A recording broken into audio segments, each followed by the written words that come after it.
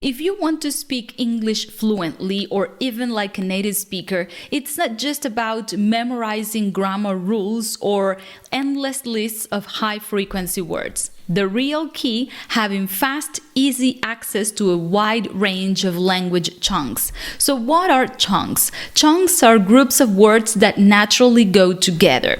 They can include lexical phrases like collocations, set phrases like commonly used questions and answers in everyday conversations, or even fixed expressions like idioms. So when you learn chunks of language, what happens is that instead of building every sentence word by word or even translating in your head, what you do is that you use these ready-made phrases just like native speakers do. Simple, right? I promise that this will help you take a huge step forward in your English fluency journey. Here's what learning chunks of language will help you do. You'll speak more naturally and fluently because you will be using commonly used expressions, phrases, and idioms that will make your English sound smooth and more authentic. You'll remember vocabulary much more easily because you'll be learning words in context, not in isolation. You'll make fewer grammar mistakes, no more guessing about which verb goes with which preposition. Why? Because you just have already learned the phrase as a whole. And last but not least, you'll understand native speakers better. Let's face it, natives love idioms and phrasal verbs, and if you learn them as chunks, you'll be able to keep up with real-life conversations much more easily. So as I want to help you break the English ice so that you can start speaking English fluently and confidently, in today's lesson we're going to break down chunks of language or commonly used phrases and expressions that you can actually use in your everyday conversations. I'll be sharing with you fixed phrases with the noun matter, with the reflexive pronoun yourself, with the adverb rather, and the verb mean. No more talking, let's dive in. So the noun matter refers to a situation or subject that is being dealt with or considered. But if I just tell you that, I'm sure you won't be able to use the word matter in a sentence. But look how the approach changes when you look at it in a set of fixed phrases. For example, what's the matter?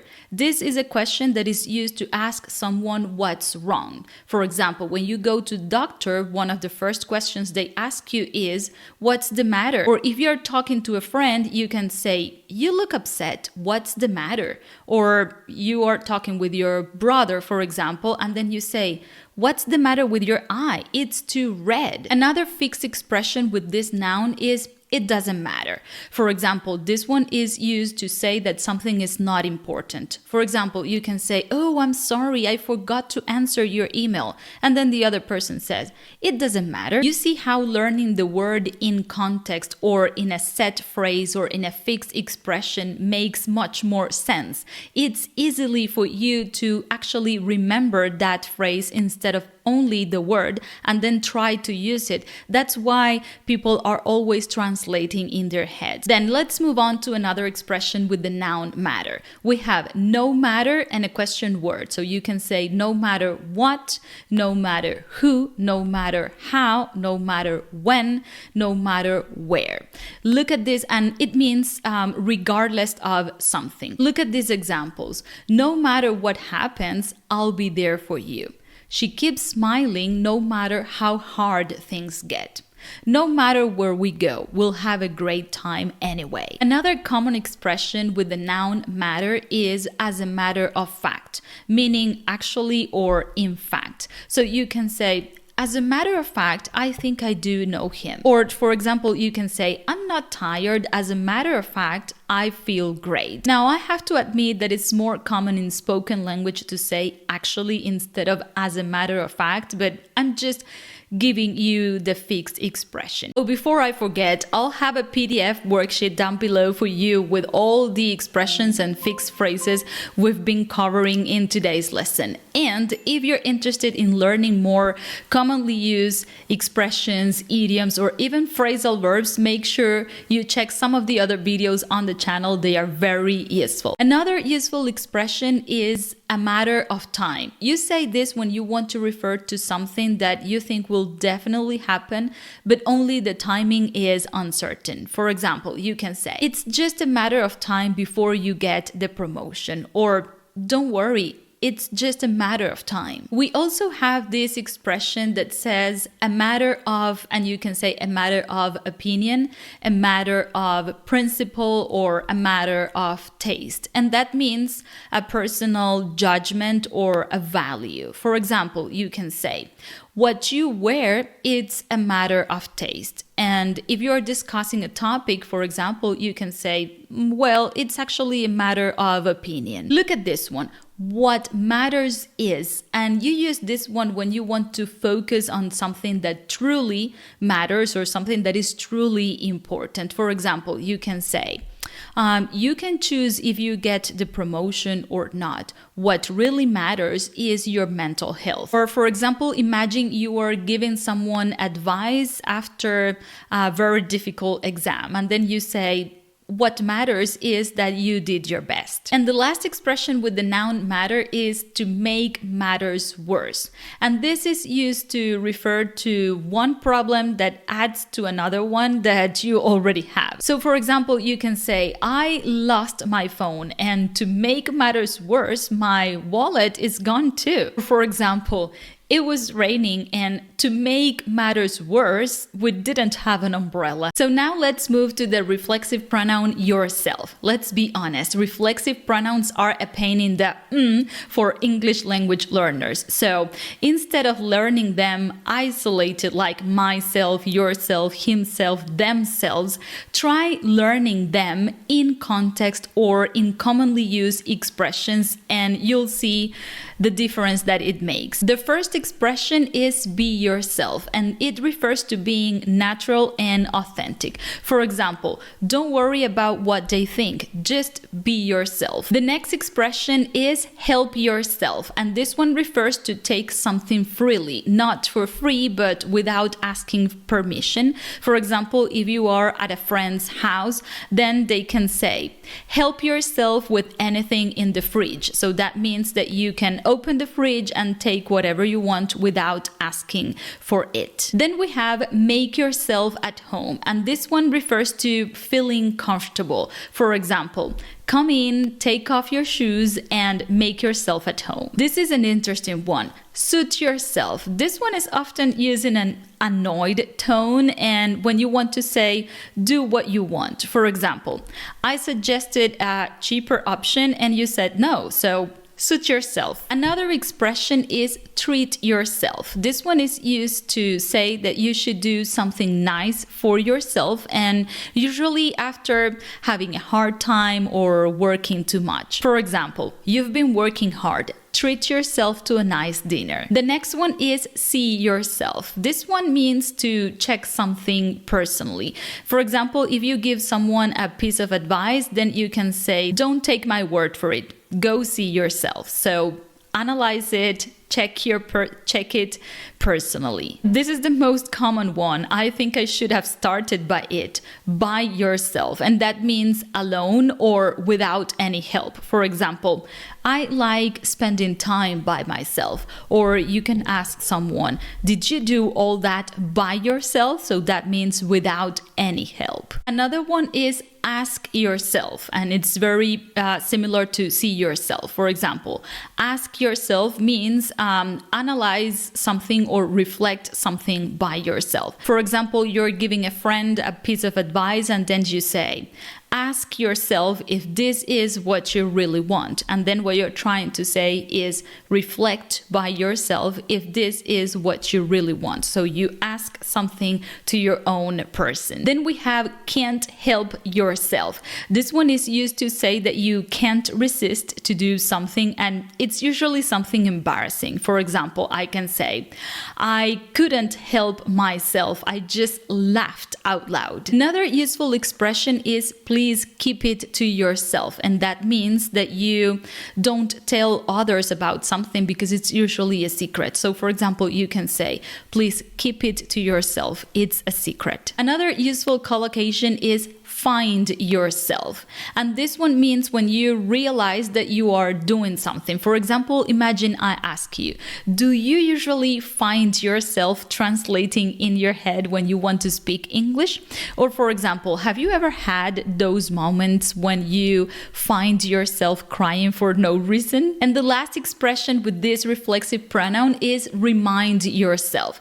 This is like a mental note or a reminder to do something. For example, remind yourself to drink more water, or remind yourself to eat healthy, for example. Remind yourself to learn language by chunks. The adverb rather is super common in set phrases or fixed expressions in daily conversations. So let's take a look at some of the most common ones. So for example, we use would rather plus a base form of a verb to express preference. For example, you can say, I'd rather stay at home. Or for example, in a question, you can say, would you rather eat now or later? We also use rather than plus a verb or a noun to show contrast or an alternative. For example, I can say, my son chose to study rather than working full-time. Or for example, I can tell you, try learning language chunks rather than memorizing isolated words. You can also use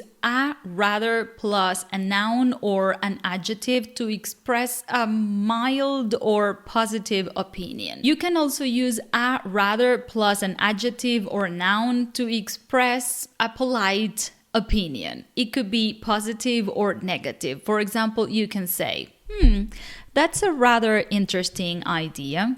Or you can also say, it was a rather difficult decision. You can also use rather plus an adjective or an adverb, and is used for polite emphasis, meaning quiet. For example, you can say, it's rather hot today, isn't it? Or you can say, I was rather surprised by his answer. I understand this teacher. She speaks rather slowly. Then we have, I'd rather not do something. This is a very useful one and is used to politely refuse to do something. For example, I'd rather not go out tonight. Imagine someone asks you about something you don't really feel like talking or sharing, and then you say, I'm sorry, I'd rather not talk about it. Then we have this expression, rather you than me. This is an informal expression or phrase, and you use it when someone has to do something unpleasant and then you are glad that it's not you. For example, you have to talk to the boss, rather you than me.